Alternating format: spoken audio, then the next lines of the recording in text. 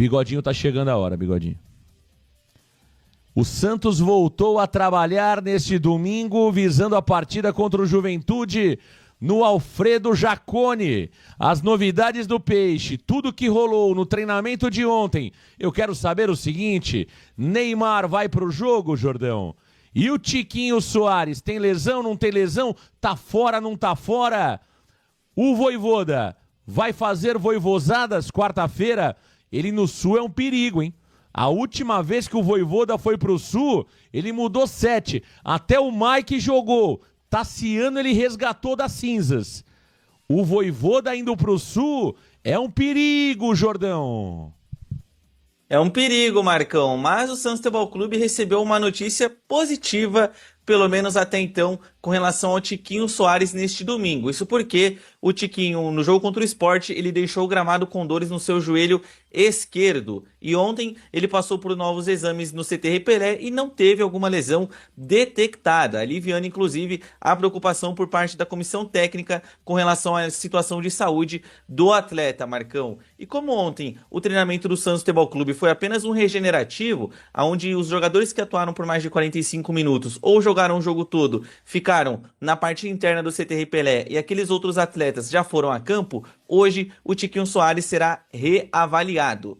Ele fez as atividades internas, mas hoje no trabalho em campo teremos uma confirmação e uma certeza maior. Se o Tiquinho Soares terá as condições de ir para Caxias do Sul como titular ou apenas como um suplente, Marcão, porque a gente se viu, observou que na partida contra o Ceará, contra o Sport, ele deixou o gramado ali em situações em que o jogador não conseguia nem mais se deslocar dentro do campo de ataque. Já com relação ao restante da equipe, a tendência é que o Juan Pablo Vojvoda desta vez, Marcão, não cometa tantas mudanças lá no Sul. A ideia é que ele mantenha a estrutura base do Santos Futebol Clube, ainda com o Neymar Júnior jogando na armação, e traz a possibilidade do Lautaro Dias retornar para a titularidade como centroavante do Santos Futebol Clube. Ah, perfeito. Então vamos lá, Jordão. Informação importante, hein? Informação importante. Tiquinho Soares não tem lesão confirmada, é isso, Jordão?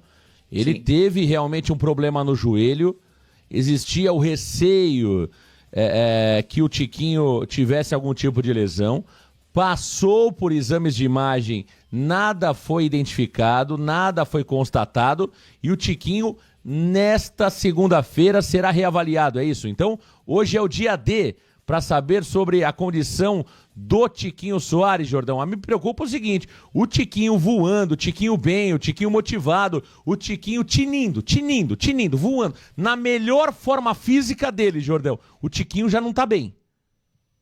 Essa é a grande verdade. Imagina o Tiquinho 50%. Ih, mamãe!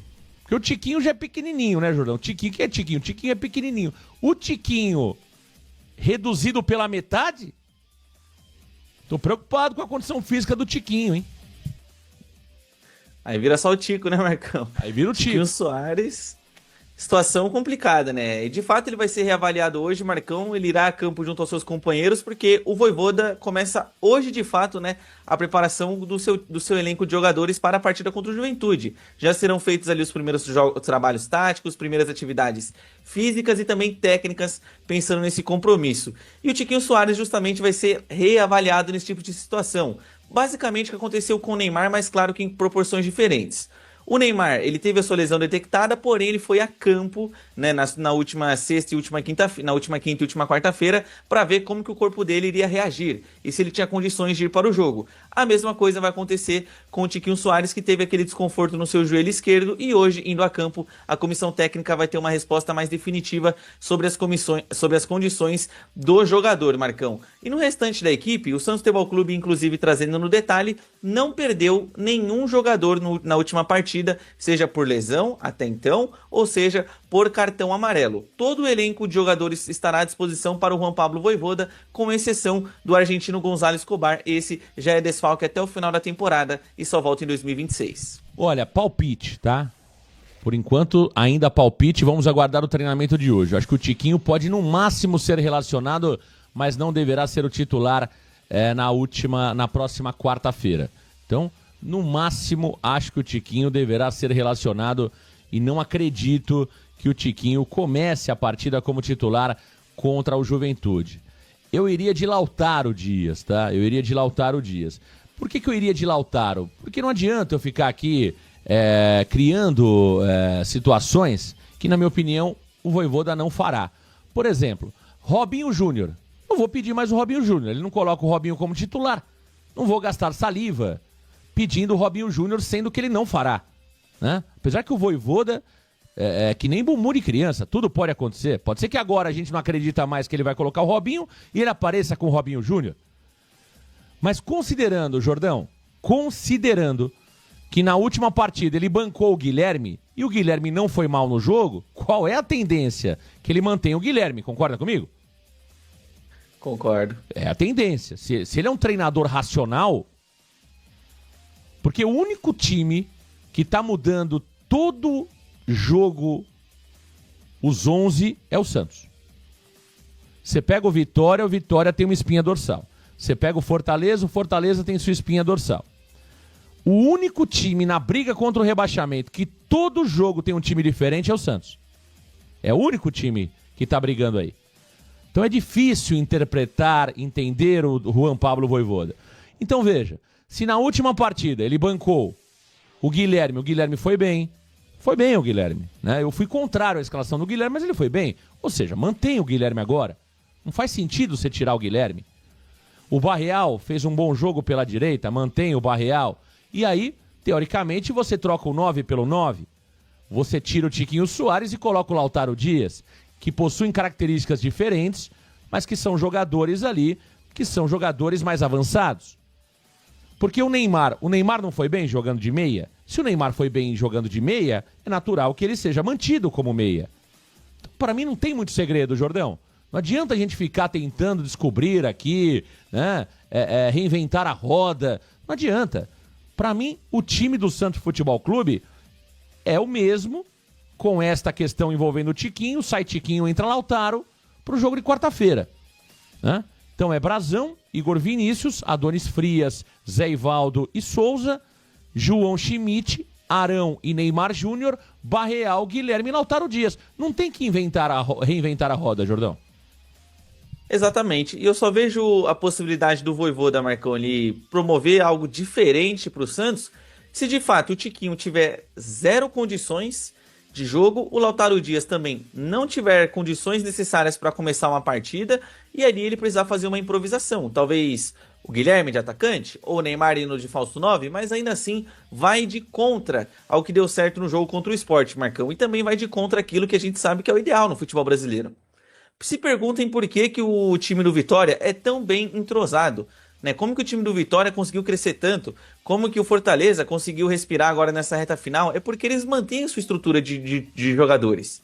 Os atletas jogam juntos a praticamente todas as partidas. É uma, duas mudanças no máximo que acontece. No Fortaleza é só uma, que no caso é o Daverson no Adambareiro. Então no Santos não podemos ter esse cenário, Marcão, de muitas mudanças. No jogo joga o Guilherme, no outro muda tudo. O Guilherme é banco. Nesse jogo o Neymar jogou de meia? Não, no próximo agora o Neymar vai de falso 9. O Robinho foi banco nesse aqui? Não, do nada entra titular. Não acho que é o cenário ideal, Marcão. Isso só vai prejudicar o Santos, principalmente nessa reta final. E por isso, eu acredito que o Juan Pablo Vojvoda ele manterá essa estrutura. No máximo, Marcão, teremos uma mudança. Por exemplo, sai o Arão para entrar o Zé Rafael só se tivermos alguma questão nos treinamentos. Ou sai o Schmidt, entra outro jogador. Sai o Barreal, entra outro atleta. Somente se nós tivermos alguma surpresa desagradável nos treinos com relação a alguma lesão. Porque com todo o seu time à disposição e o Juan Pablo Vojvoda, Marcão, vendo o que deu certo contra o Sport, eu também não acredito que nós teremos mudanças no time, a não ser Lautaro Dias no lugar do Tiquinho Soares. E é claro, né, Jordão, que a gente precisa saber qual é a questão física desses jogadores. Teremos hoje talvez alguma novidade, pode ter algum jogador com algum tipo de desconforto, com algum tipo de problema, em condições normais, né? Em condições normais, esse é o time. Se discute somente quem é o 9, se é o Lautaro ou se é o Tiquinho, né? É isso que se espera do Juan Pablo Vojvoda, que ele não tente fazer grandes mudanças, porque o time jogou razoavelmente bem, né? Os jogadores estão ali já imbuídos, né? Já estão ali focados, né? No resultado que precisa ser conquistado na próxima quarta-feira. Então espero que o Vojvoda realmente não queira fazer nada muito diferente no jogo de quarta-feira. O Lucas Gonçalves: Marcão, vejo a blogueirada preocupada com os rivais e comentários de rede social. Devemos estar preocupados somente conosco ou eu perdi algo? Povo caçando matéria, mamãe. Lucas, eu acho que a gente precisa estar de olho em tudo, né, cara? Porque você não tem... você precisa observar aquilo que está ao seu redor. Isso é normal, né? O Santos... Essa história que o Santos só depende dele... É verdade, o Santos só depende dele, mas a gente depende de nós apenas desde o começo do campeonato. E deu no que deu. Então, assim, essa história de não olhar o que está ao nosso redor, isso aí não faz sentido. Você precisa saber o que está acontecendo. E outra coisa, o Santos depende dele em termos de vitórias, mas não depende dele olhando o todo, né? Porque, veja, se o Santos vence por 1-0 e 1-0 e todos que estão atrás do Santos também vencem, né? Que estão à frente do Santos também vencem, e o Internacional também vence a sua partida por 1-0 e vence por 2-0, por exemplo, um outro jogo, o Internacional rebaixa o Santos. Então, assim, essa história que o Santos precisa de 6 pontos, ela é meia verdade. Ela é meia verdade. O Santos precisa de 6 pontos, mas se todo mundo ganhar, inclusive o Internacional, e o Internacional ganhar as suas partidas fazendo um gol a mais que o Santos é o rebaixado. Então tem que olhar o que está acontecendo ao redor, entendeu? Tem que olhar. É preciso olhar e saber o que está acontecendo. Celso Dutra: bom dia, Marcão. Não vai ser fácil o Peixe ganhar do Juventude. Tá dizendo aqui o nosso amigo Varandeiro. O Paulo: a semana passada vocês foram contra o time que o técnico escalou. Eu já expliquei sobre isso, cara. Acho que você, eu acho que é um pouco mais inteligente para entender o que eu quis dizer, né? Fernando Santiago: infelizmente eu só vejo o Santos mudando se virar SAF. Aliás, deixando muito claro, né? Até para explicar de novo, né? Eu fui contrário à entrada do Tiquinho Soares, que para mim o Tiquinho Soares é um jogador que continua sendo limitado, e fui contrário à entrada do Guilherme, justamente pelo mal-estar que o Guilherme normalmente gera ao torcedor na Vila Belmiro. É isso, né? Explicando aí para de fato você não entender, para que você entenda, né? Que às vezes é difícil explicar, mas a gente precisa explicar. A gente tá aqui todo dia pela manhã, todo dia à tarde, todo dia à noite, né? A gente precisa, às vezes, até repetir várias vezes, porque alguns torcedores não vão entender, outros não querem entender, né? Então, no último jogo foram 8 alterações, né, Jordão? Isso aí. Foram 8 alterações, né? Eu questionei 2 alterações. Eu disse que o Igor Vinícius era correto, eu disse que o Zé Ivaldo eu entendia, mas eu colocaria o Luan Pérez, né? Optaria pelo Luan Pérez, mas entendia a mudança do Zé Ivaldo. Concordava com o Souza, o mundo sabe que o Souza hoje é o titular pela esquerda. Concordava com o Schmidt no meio, né? Concordava com a entrada do Barreal pela direita. Concordava com o Neymar Júnior. E discordava do Guilherme e do Tiquinho Soares, tá certo? Então foi essa minha opinião da última vez, tá certo? O Cassiano Ricardo: o Robinho Júnior no segundo tempo. Tá dizendo aqui sobre o Robinho. O Robinho Júnior não deve ser o titular, né, Jordão? Não deve de novo, né? A não ser que o Vojvoda tenha mudado de ideia de sexta-feira pra cá, né?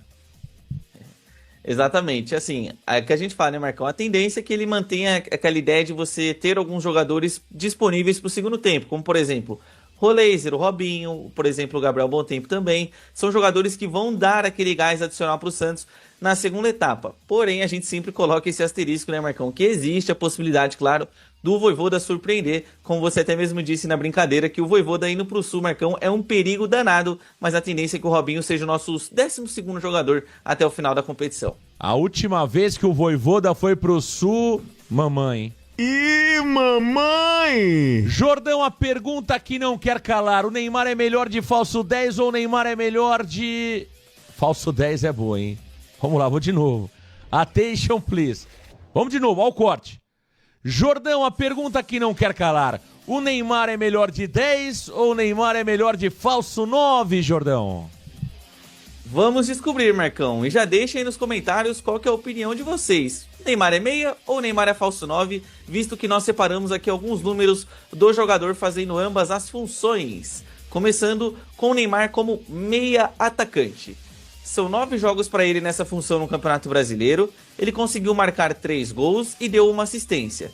E suas médias na competição são de 2,5 passes decisivos por jogo. E ele também tem uma média de 1,4 finalizações certas por partida. Além do mais, quando ele joga nesta função, o aproveitamento do Santos é de 51%. E agora o Neymar como falso 9. São 9 jogos para ele também nessa função, são 2 gols anotados com nenhuma assistência, as suas médias são de 2,5 passes decisivos, 0,8 finalizações corretas, e quando o Neymar executa essa função por parte do Santos Futebol Clube, o aproveitamento do Peixe é de 44%. E aí, Marcão, meia ou falso 9? Jordão, essa é a pergunta do milhão, hein? Essa é a pergunta do milhão. Essa é difícil. Enquanto você falava aí, Jordão, e trazia os números do Neymar jogando como 9, falso 9 ou como 10, eu pensava aqui. E cheguei a uma conclusão, Jordão. Cheguei a uma conclusão. O Neymar ainda não foi nem um grande 10, nem um grande falso 9. A verdade é essa. É difícil, porque ora o Neymar faz uma partida legal como falso 9 e depois não acontece nada. Ora ele faz uma grande partida como 10 e depois também não acontece muita coisa. Então, eu chego à conclusão que o Neymar está devendo, Jordão. Essa é a verdade. O Neymar deve como falso 9 e o Neymar deve como 10. Entende? A última partida do Neymar foi muito boa, jogando como 10. Se nós analisarmos as partidas do Neymar como falso 9, eu destaco 2 interessantes. A contra o Botafogo, no primeiro turno, que ele acabou sendo expulso, mas ele fez um grande jogo, e contra o Mirassol, que ele acaba cometendo aquele pênalti no Reinaldo, que ele também fazia uma partida interessante. E ali ele fazia, sim, o papel de falso 9. Jordão, eu acho que o Neymar ainda não agrada em 100%, nem como 10, nem como falso 9, no Santos Futebol Clube na atual temporada, mas nesse momento eu optaria, estando no lugar do Vojvoda, no Neymar como 10. Mas confesso que para mim ele ainda não é unanimidade, né? Não é um jogador que brilha aos olhos da torcida nesse momento. Claro, a gente sabe do potencial do Neymar, a gente sabe que ele é craque, sabe que ele é gênio, mas olhando o que foi feito até agora, ele não brilhou os olhos nem como 10, nem como falso 9. Hoje eu escalaria ele como 10 para a partida de quarta-feira.